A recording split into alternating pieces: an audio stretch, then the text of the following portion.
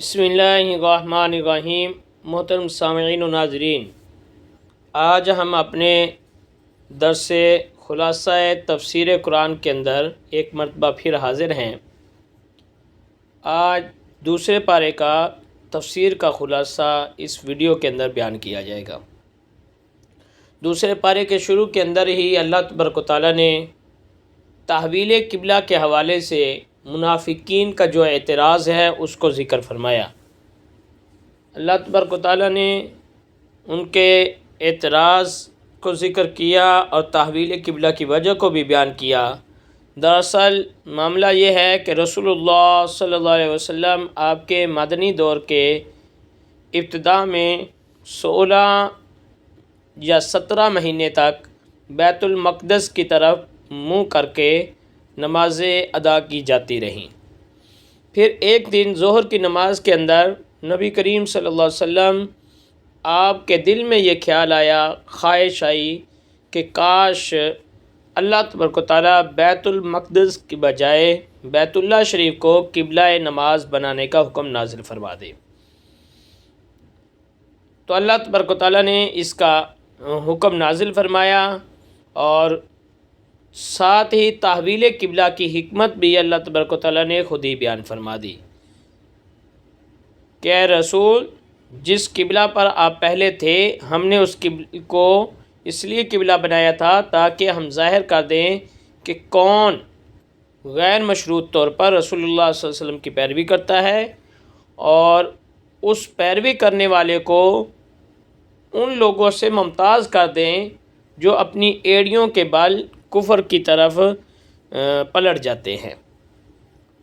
اور پھر اللہ تبارک و تعالیٰ نے اس کے اندر نبی کریم صلی اللہ علیہ وسلم آپ کے تحویل قبلہ کی خواہش کے دل میں آنے سے جو صورتحال تھی، آپ کا انداز تھا، اس کو بیان فرمایا کہ بے شک ہم نے بارہا وحی کے انتظار میں آپ کو آسمان کی طرف رخ پلٹتے ہوئے دیکھا، سو ہم آپ کو ضرور بھی ضرور اسی قبلہ کی جانب پھیر دیں گے جو آپ کو پسند ہے۔ بس آپ اپنا رخ مسجد حرام کی جانب پھیر لیں۔ آگے چل کر پھر اللہ تبارک و تعالیٰ نے مسلمانوں کو بھی حکم دیا کہ مسلمان جہاں کہیں بھی ہو اسے نماز کے لیے اپنا رخ مسجد حرام کی طرف پھیر دینا چاہیے۔ اس پر اہل کتاب سے کوئی سودا بازی نہیں، کوئی مفاہمت نہیں۔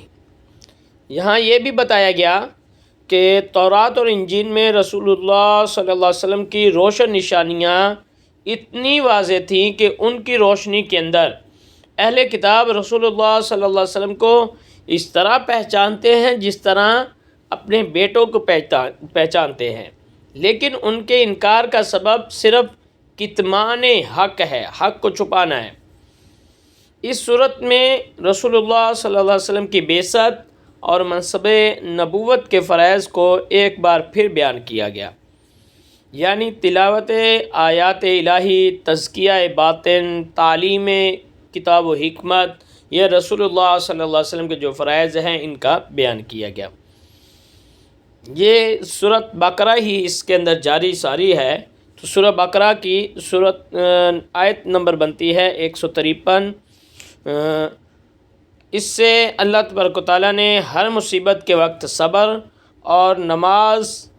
کے ذریعے اللہ تبارک و تعالیٰ کی مدد حاصل کرنے کی تعلیم دی ہے۔ اور اس کے بعد اللہ تبارک و تعالیٰ نے راہ حق میں پیش آنے والی آزمائشوں کا ذکر کیا ہے کہ دشمن کا خوف، بھوک، جان و مال، اولاد کے تلف ہونے، اس طرح کی کئی صورتیں ایسی آزمائشوں کے اندر آ سکتی ہیں۔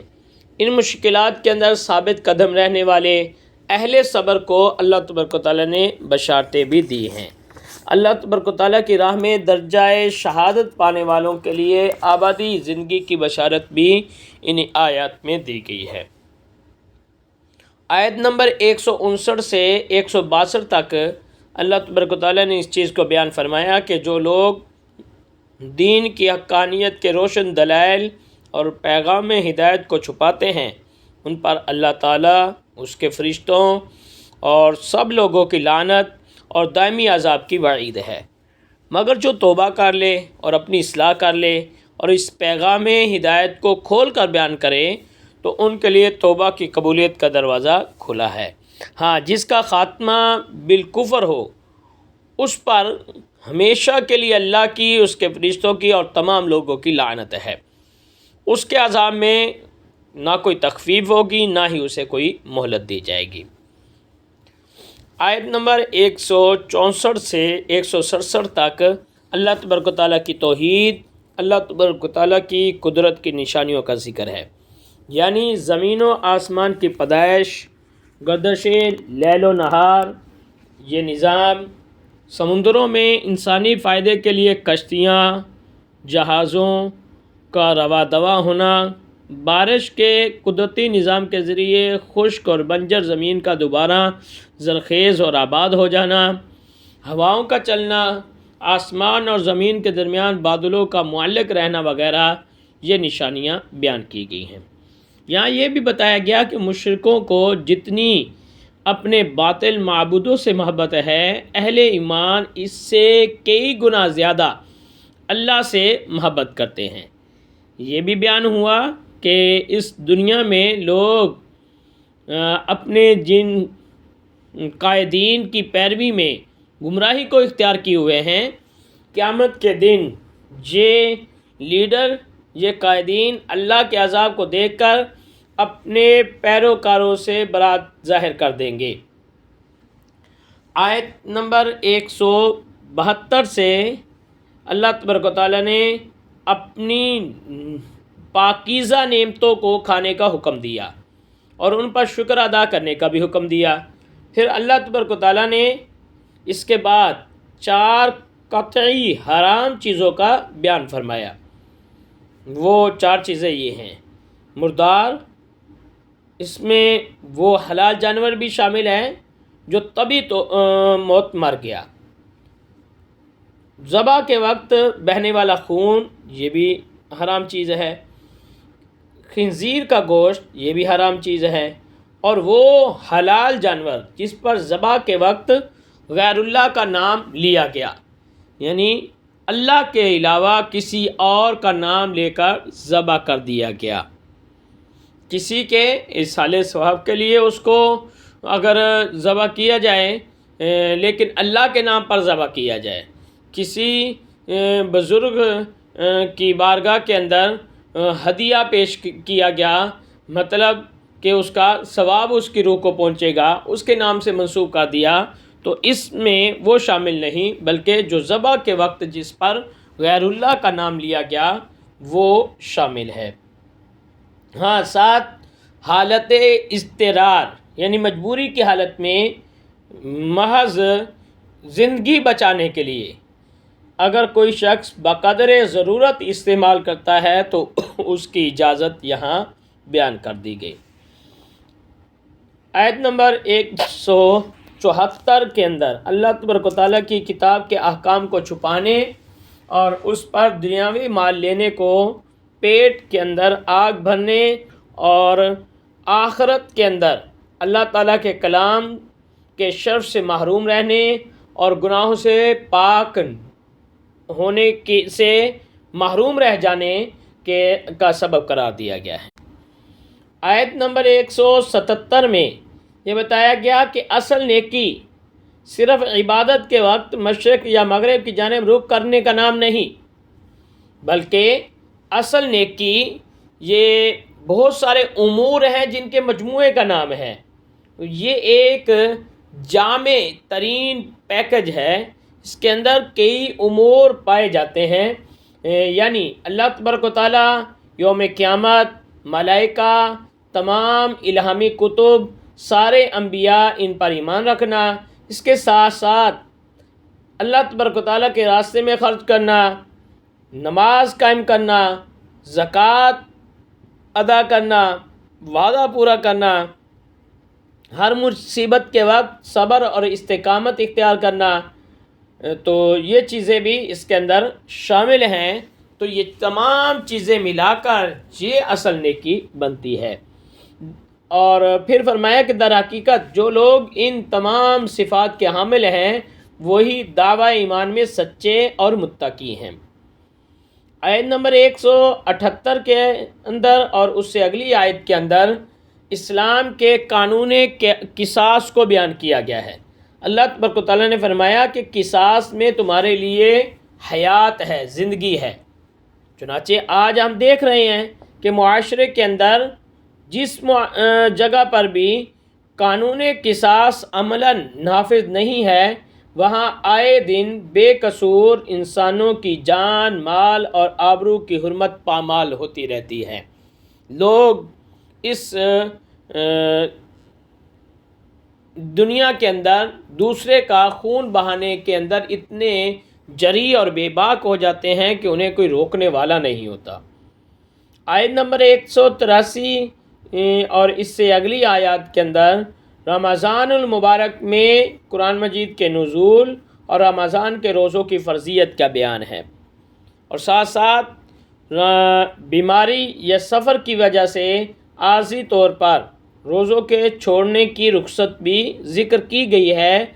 لیکن ان کی بعد میں قضا کرنا ہوگی، یہ گنتی پوری کرنی ہوگی، اس کا بیان بھی موجود ہے۔ اور اس امر کا بھی بیان موجود ہے کہ جو شخص انتہائی ضعیف العمری یا شدید بیماری کی وجہ سے روزہ رکھنے کی طاقت نہ رکھے تو اسے فی روزہ ایک مسکین کا 2 وقت کا کھانا بطور فدیہ ادا کرنا ہوگا۔ پھر رمضان المبارک کی راتوں کے اندر غروب آفتاب سے صبح صادق تک روزے کی پابندیوں سے آزاد رہنے کا بیان بھی موجود ہے کہ وہ امور جو روزے کے دوران ممنوع ہیں وہ رات کے اندر اگر انجام پائے جائیں تو ان میں کوئی حرج نہیں ہے، اس کی اجازت موجود ہے۔ پھر اس کے ساتھ ساتھ اعتکاف کے اجمالی طور پر کچھ مسائل یہاں بیان کر دیے گئے کہ یہ حکم اعتکاف کے اندر نہیں ہوگا کہ جو چیز آپ گھر کے اندر آپ رہتے ہوئے اعتکاف کے علاوہ حالت میں آپ وہ چیز انجام پا سکتے ہیں، لیکن اعتکاف کے اندر اس چیز کی اجازت نہیں ہوگی۔ اس کے بعد اللہ تبارک و تعالیٰ نے اس چاند کے نظام کے فوائد بیان فرمائے کہ یہ اوقات کی نشانیاں ہیں، یہ حج کی، روزے کی، عبادت کی تعیین کے لیے یہ نشانی کے طور پر چاند استعمال ہوتا ہے۔ اللہ تبارک و تعالیٰ نے آیت نمبر 194 کے اندر حرمت والے مہینوں کی حرمت کی طرف بھی اشارہ فرمایا ہے کہ حرمت والے مہینے ان کی حرمت باقی رکھی جائے۔ اور اسی طرح اللہ تبارک و تعالیٰ نے آیت نمبر 195 کے اندر انفاق فی سبیل اللہ کا ذکر کیا، اور اس کے بعد 203 تک آیت جو ہے اس میں حج اور عمرے اور حج کے بعض مسائل کا بیان کیا ہے۔ تو آیت نمبر 207 اور 208 میں بتایا کہ حقیقت ایمان اللہ تعالیٰ کے ساتھ اپنی جان کا سودا ہے۔ اسلام بعض چیزوں کو قبول کرنے اور بعض کو رد کرنے کا نام نہیں، بلکہ اسلام کی حقیقت یہ ہے کہ اللہ تعالیٰ اور اس کے رسول کے تمام احکام، اوامر و نواہی کو من و عن قبول کیا جائے۔ یہ نہیں ہو سکتا کہ بعض باتیں آپ کو پسند ہیں تو انہیں قبول کر لیں اور بعض باتیں آپ کو پسند نہیں تو انہیں رد کر دیں۔ جس طرح آج کل لوگوں کا یہ شیوا بن چکا ہے کہ جو دل کرتا ہے، جو دل مانتا ہے اس کو قبول کر لیتے ہیں، اور جو دل نہیں مانتا اس پہ اعتراضات اور تنقید کرتے ہوئے ایک طرف ہو جاتے ہیں اور کہتے ہیں یہ تو صرف مولویوں کا کام ہے، یہ دقیانوسی ہے، اور اس طرح کی باتیں گھڑی جاتی ہیں، جبکہ ایسا نہیں۔ اگر کسی نے مسلمان ہونا ہے تو اسے مسلمان بن کر رہنا ہوگا، اسلام کے تمام امور پر اسے عمل کرنا ہوگا۔ کسی ایک امر کا بھی انکار کرے، اس کو چھوڑے تو اس کی سزا اسے ملے گی۔ بعض اوقات ایسا بھی ہوتا ہے کہ قطعی امر ہوتا ہے اور ثابت شدہ امر ہوتا ہے تو اس کا انکار کرنے سے دائرہ اسلام سے بھی خارج ہو جاتا ہے۔ اسی طرح اللہ تبارک و تعالیٰ نے آیت نمبر 213 کے اندر بتایا کہ تمام لوگ اصل کے اعتبار سے ایک ہی دین پر تھے۔ پھر اللہ تعالیٰ نے نظام رسالت قائم فرمایا، ہر دور کے لوگوں کے لیے کتاب ہدایت نازل کی۔ اس کے بعد انسانیت گروہوں میں بٹ گئی، ایک تو اہل حق یعنی انبیاء کے پیروکار، اور دوسری طرف اہل باطل یعنی خواہشات نفس اور شیطان کے پیروکار ہوئے۔ اسی طرح 214 آیت کے اندر اللہ تبارک و تعالیٰ نے جنت کا حقدار بننے کے لیے جو چیزیں ہیں وہ بیان فرمائی کہ محض دعوی ایمان کافی نہیں، بلکہ اس کے لیے راہ حق میں مشکلات کا استقامت کے ساتھ مقابلہ کرنا، جیسا کہ انبیاء کرام اور ان کے سچے پیروکاروں کی روشن مثالیں ہمارے سامنے موجود ہیں۔ آیت نمبر 215 میں اللہ تبارک و تعالیٰ کے راستے کے اندر خرچ کرنے کے مصارف کا بیان ہے، اور اس کے ساتھ ہی آگے ایک آیت ہے 219 نمبر، اس کو ملا کر سمجھا جائے تو اس چیز کا بیان ہے کہ جو مال تمہاری ضرورت سے زائد ہے اسے اللہ کی راہ میں خرچ کرو۔ اسی آیت میں شراب اور جوئے کی حرمت کا ابتدائی حکم، جو چونکہ شراب کو مراحل کے ساتھ جو ہے حرام کیا گیا، تو ابتدائی حکم جو ہے اس کے اندر موجود ہے کہ جس میں یہ بتایا گیا کہ اس کا نفع کم اور نقصان زیادہ ہے، گناہ زیادہ ہے۔ آیت نمبر 216 کے اندر جہاد کی فرضیت کا بیان ہے۔ تو آیت نمبر 221 میں مشرک مردوں اور عورتوں سے نکاح کی ممانعت کا بیان ہے، اور آیت نمبر 222 میں اس امر کا بیان ہے کہ ایام مخصوصہ یعنی حالت حیض و نفاس میں عورت کے قریب جانا یہ ممنوع ہے۔ آیت نمبر 224 اور اس سے اگلی آیت میں قسم کا بیان ہے کہ قسم جو ہے وہ اگر کسی نے کھا لی تو اس نے اس قسم کا کس کام پر کھائی ہے، قسم کا کوئی بہانہ بنایا ہے، اگر اس نے اس قسم کو نیکی سے رکنے کے لیے کھائی ہے تو ایسا نہیں کرنا چاہیے کہ اگر کسی نے ایسی قسم کھا لی جس پر قائم رہنا شریعت کے روح سے ناپسندیدہ ہے تو چاہیے کہ اسے توڑ دے اور کفارہ ادا کرے۔ اور چنانچہ فرمایا کہ تم نیکی، تقوی اور لوگوں کی خیر خواہی سے بچنے کے لیے اللہ کے نام کی قسمیں کھانے کو بہانہ نہ بناؤ، اور فرمایا کہ اللہ تعالیٰ کے نزدیک مواخذہ ان قسموں پر ہوگا جو پختہ ارادے سے کھائی جائیں، یعنی غیر ارادی قسموں پر مواخذہ نہیں ہے۔ آیت نمبر 226 اور اس سے اگلی آیت میں ایلا کا بیان ہے۔ ایلا ایک اصطلاح ہے، یہ بھی ایک قسم کی قسم اور طلاق ہوتی ہے کہ کوئی شخص اپنی بیوی کو یہ کہے کہ اللہ تعالیٰ کی قسم کہ 4 ماہ تک یا ہمیشہ کے لیے تمہارے ساتھ ازدواجی تعلق قائم نہیں کروں گا۔ اب اگر 4 ماہ کے اندر قسم کا کفارہ ادا کر کے قسم توڑ دے تو نکاح باقی رہے گا، ورنہ یہ طلاق بائن واقع ہو جائے گی۔ اسی طرح آیت نمبر 228 میں یہ بتایا گیا کہ مطلقہ عورت کی عدت ایام مخصوص کے 3 دورانیوں کی تکمیل ہے، 3 حیض اسے کہا جاتا ہے، تو یہ یہاں عدت بیان کی گئی ہے۔ وہ عورت جو طلاق شدہ ہے، دراصل طلاق کی عدت جو ہے وہ 3 حیض ہے۔ یہ عدت کی چند ایک صورتیں بنتی ہیں، ایک تو ہے عدت وفات، اس کا بیان آگے آیات میں آ رہا ہے، جہاں آتا ہے پھر اس پہ تھوڑا سا کلام ہو جائے گا۔ تو جو آگے آ رہا ہے بیان، اس کے علاوہ باقی بیان یہ ہے اس کا کہ ایک عورت وہ ہے کہ جسے اپنے جو ہے عادت کے ایام میں اسے ماہواری آ رہی ہے اور اس کا حساب بالکل ٹھیک ہے، تو اس کے لیے 3 حیض اس کی مدت ہوتی ہے۔ اب 3 حیض اصل میں عورت کو خود معلوم ہوگا کہ اس کا حیض کب شروع ہوا، کب ختم ہوا، تو اسی کے مطابق اس کی عدت شمار ہوگی۔ دوسرا یہ ہے کہ عورت ایسی ہے کہ اسے حیض نہیں آتا. حیض یا تو عمر کے کم ہونے کی وجہ سے نہیں آتا، یا پھر وہ عورت اس عمر کو پہنچ چکی کہ اب حیض آنا بند ہو گیا، عائسہ جسے کہتے ہیں مایوسی کی عمر کو پہنچ چکی، تو اس صورت میں 3 مہینے اس کی عدت ہوگی. اور ایک صورت یہ بنتی ہے کہ عورت حاملہ ہو. تو ہمارے معاشرے میں ایک غلط مسئلہ رائج ہے کہ حاملہ ہے تو لہٰذا طلاق نہیں ہوگی. ایسا نہیں ہے، طلاق تو ہو جاتی ہے. تو حاملہ ہو تو عدت اس کی وضع حمل ہوتا ہے، یعنی اس کا حمل، وہ بچہ جنے گی تو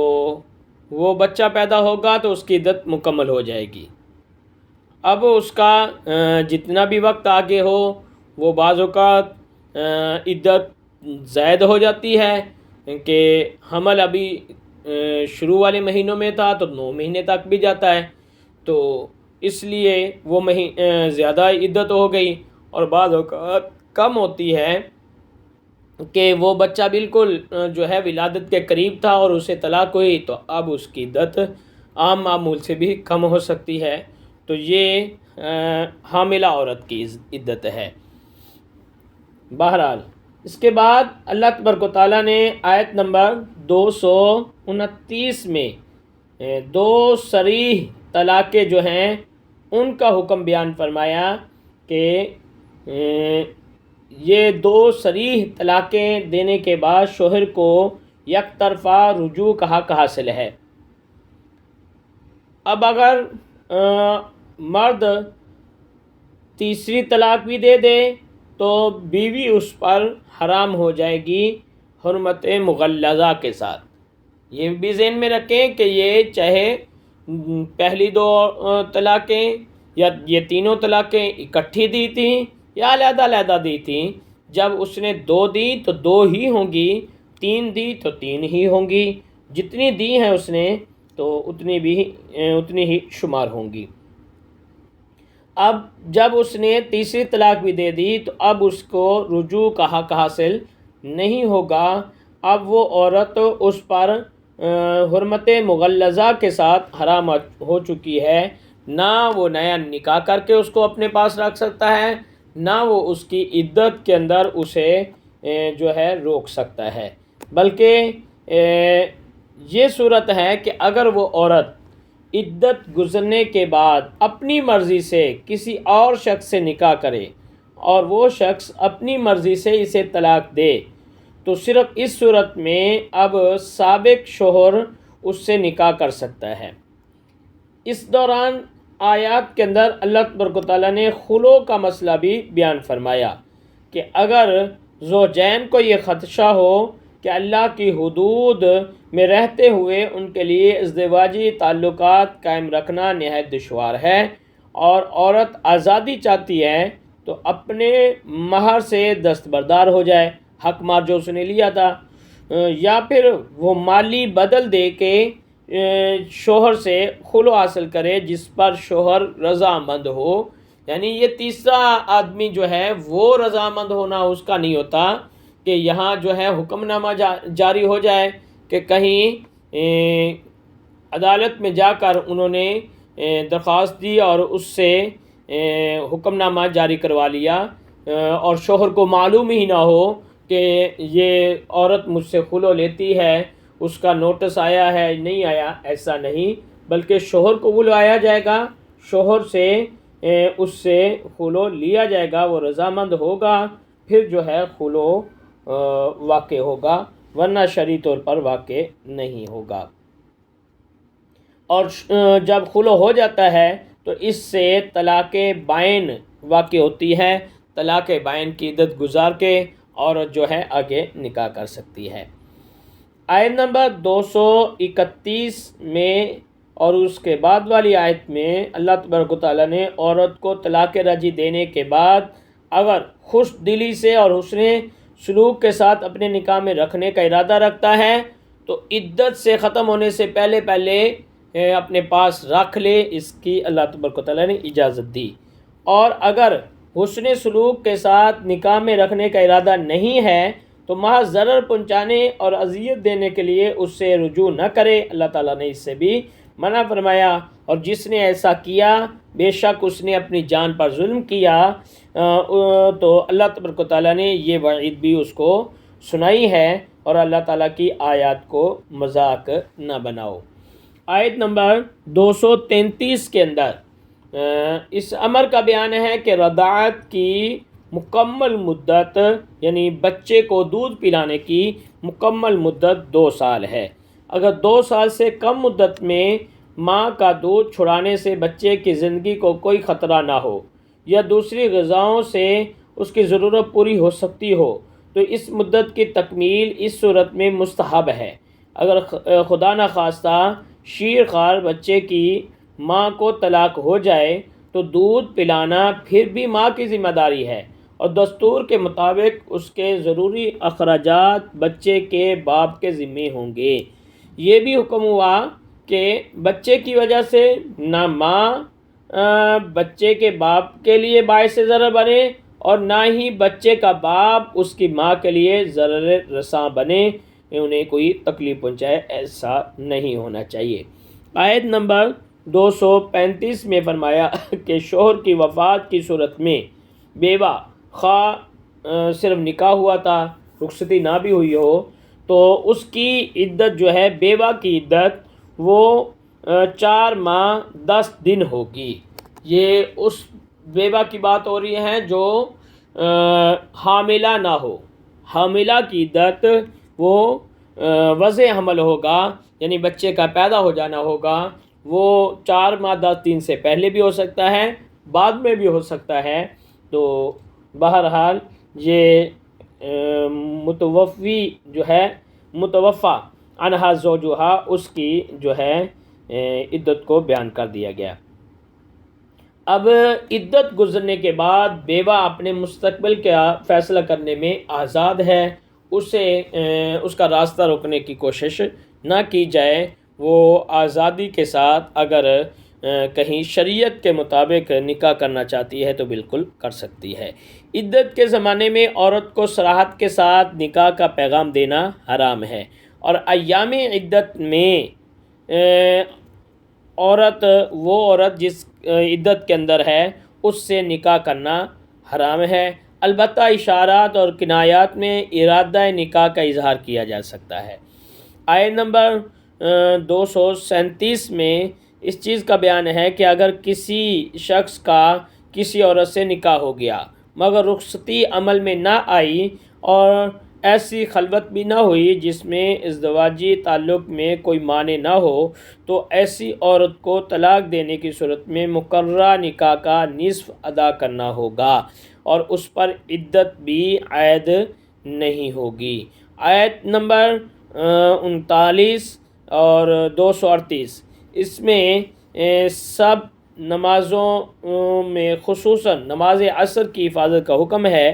بعد والی آیت میں خوف کی حالت میں سواری پر نماز پڑھنے کی رخصت کا ذکر ہے۔ آیت نمبر 243 میں بنی اسرائیل کے ایک گروہ پر موت طاری کرنے اور پھر زندہ کرنے کا بیان ہے۔ آیت نمبر 244 میں اللہ تعالیٰ کے راستے میں جہاد کرنے کا حکم ہے، اور آیت نمبر 245 میں اللہ تبارک و تعالیٰ کی بارگاہ کے اندر قرض حسنہ دینے کا حکم موجود ہے، جو اجر کے اعتبار سے دگنا ہو جائے گا۔ دوسرے پارے کے آخر کے اندر بنی اسرائیل کے مطالبے پر ایک بادشاہ ان کے لیے مقرر کیا گیا جس کی زیر قیادت بنی اسرائیل جہاد کریں۔ تو یہ پورا ایک قصہ یہاں ذکر کیا گیا ہے کہ اس وقت کے نبی اشمعیل جن کا نام بتایا جاتا ہے علیہ السلام، تو انہوں نے بتایا کہ طالوت کو اللہ تبارک و تعالیٰ نے بادشاہ مقرر کیا ہے۔ تو قوم کے اندر ایک اضطرار کی کیفیت ہو گئی کہ یہ شخص تو ایک غریب گھرانے سے تعلق رکھتا ہے، کوئی سردار بھی نہیں ہے، تو اسے کس معیار پر بادشاہ مقرر کیا گیا ہے، تو اس کا بیان ہے کہ انہیں جسمانی قوت اور علم کے اندر جو ہے جو فضیلت دی گئی اس کی وجہ سے انہیں بادشاہ مقرر کیا گیا ہے۔ تو پھر ان کی بادشاہت کی نشانی کے طور پر ایک تابوت جو بنی اسرائیل کے پاس ہوتا تھا، جس سے تبرک حاصل کر کے وہ جو ہے دعائیں بھی مانگتے تھے اور دشمنوں کے خلاف فتح بھی حاصل کرتے تھے، تو وہ تابوت جو ہے ان کے پاس آ جائے گا نشانی کے طور پر، اور وہ ان کے پاس آ بھی گیا، تو وہ نشانی کے طور پر اس کا ذکر کیا گیا۔ اور اس کے اندر حضرت موسیٰ علیہ السلام، حضرت ہارون علیہ السلام، ان کے کچھ تبرکات ہیں، آل موسیٰ آل ہارون کے کچھ تبرکات تھے، ان کا اس کے اندر ذکر موجود ہے۔ اور پھر ان کی لڑائی جو ہوئی طالوت کی جالوت کے لشکر کے ساتھ، تو اس کا بھی ذکر موجود ہے کہ طالوت کے لشکر کو آزمایا گیا راستے کے اندر ایک نہر سے۔ وہ نہر جو ہے راستے کے اندر موجود تھی، راستہ کافی جو ہے دشوار تھا، گرمی تھی، لوگوں کو پیاس لگی، اور انہیں یہ آزمائش تھی کہ ایک چلو بھر سے زیادہ پانی نہیں پی سکتے۔ جنہوں نے زیادہ پیا وہ جو ہے وہاں آزمائش کا شکار ہو گئے، اور جو ایک چلو بھر پیا یا نہ پیا تو وہ بچ گئے، اور پھر انہی لوگوں نے جا کر آگے جنگ کی۔ اور اللہ تعالیٰ نے یہ چیز بھی بیان فرمائی کہ تھوڑی جماعتیں بڑی جماعتوں پر اللہ کے حکم سے غالب آ جاتی ہیں۔ تو اسی طرح ہوا، اور حضرت داؤد علیہ السلام آپ نے جالوت کو قتل کیا، جالوت کے لشکر کو شکست ہو گئی۔ اللہ تبارک و تعالیٰ نے بالکل آخر کے اندر آخری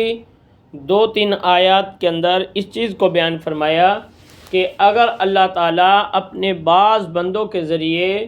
دوسرے بعض بندوں کو دور کرنے کا نظام نہ بناتا، یہ معاملہ نہ رکھتا، تو یہ زمین جو ہے یہ فساد برپا ہو جاتا اس پر۔ دراصل اپنے نیک بندوں کے ذریعے اللہ تبارک و تعالیٰ شریر بندوں کو دور کرنے کا نظام، یعنی جہاد والا نظام یہ نہ بناتا، تو یہ زمین میں فساد برپا ہو جاتا۔ تو اس سے یہ چیز بالکل واضح ہوتی ہے کہ جہاد جو ہے وہ امن قائم کرنے کے لیے ہوتا ہے، اس زمین پر امن قائم کرنے کے لیے جہاد کا دراصل معاملہ ہے۔ آپ دیکھیں کہ پہلے پارے میں جہاں اللہ تبارک و تعالیٰ نے یہ فرمایا تھا کہ میں زمین میں انسان بنانے والا ہوں، تو فرشتوں نے یہی جو ہے اپنی طرف سے ایک اعتراض کہہ لیں یا اپنے فہم کے مطابق جو چیز نہیں سمجھ سکتے تھے وہ چیز بیان کی کہ انسان تو خون ریزی کرے گا، تو انسان کی فطرت کے اندر ہے کہ یہ خون ریزی کر لیتا ہے، تو اس کے اندر ایک دوسرے کے ساتھ جور اور ظلم والا معاملہ ہو جاتا ہے جب تک کوئی روکنے والا نہیں ہوتا، کوئی آگے سے ایک نظام کے تحت اسے جو ہے کنٹرول کرنے والا نہیں ہوتا۔ تو یہ جہاد کا نظام اگر نہ ہو تو اسی طرح خون ریزیاں اور یہ فساد برپا ہو جائے، تو یہ جہاد ہے۔ اللہ تبارک و تعالیٰ نے اس کے ذریعے جو ہے لوگوں کو، شریر لوگوں کو روکنے کا جو ہے نظام بنایا ہے۔ آج دیکھ لیں فلسطین کے اندر مسلمان جو ہے وہ کتنے شہید کیے جا رہے ہیں اور کس طرح وہ ظلم کے اندر موجود ہیں، تو وہ سارا نظام ان کا درم برم ہے یہ ان شریر لوگوں کی وجہ سے۔ اگر جو ہے آج اتنے مسلمان حکمران، اتنے مسلمان ممالک جو موجود ہیں، یہ اگر جہاد کا علم بلند کریں تو یہ ان شریر لوگوں سے بچایا جا سکتا ہے، اور یہ فساد جو برپا ہو چکا ہے اسے ختم کیا جا سکتا ہے۔